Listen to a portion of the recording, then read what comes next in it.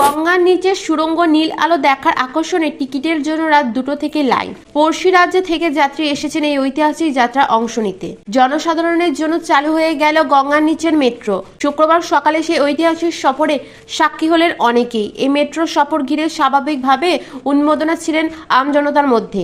তবে প্রথম দিনেই সেই উন্মাদনা মাত্রা ছাড়িয়েছে। হাওড়া ময়দান থেকে এসপ্ল্যানেড গামী সকাল 7টার প্রথম মেট্রোতে দেখা গেল ঠিক ভিড়। অফিস যাত্রীদের পাশাপাশি সেই ভিড়ের মধ্যে ছিলেন অনেক উৎসাহী জনতা, যারা এসেছিলেন শুধুমাত্র গঙ্গার নিচে দিয়ে চলার প্রথম মেট্রো যাত্রী হতে। কলকাতা, হাওড়া তো বটেই, রাজ্যে বিভিন্ন জেলা থেকে মানুষ এসেছিলেন হাওড়া ময়দান থেকে এসপ্ল্যানেড যাওয়ার প্রথম মেট্রো চড়বেন বলে। মানুষ এসেছিলেন পড়শি রাজ্য বিহার থেকেও। টিকিট কাটতে রাত 2টো থেকে হাওড়া ময়দান মেট্রো স্টেশন চত্বরে লাইনে দাঁড়িয়েছিলেন উৎসাহী জনতা।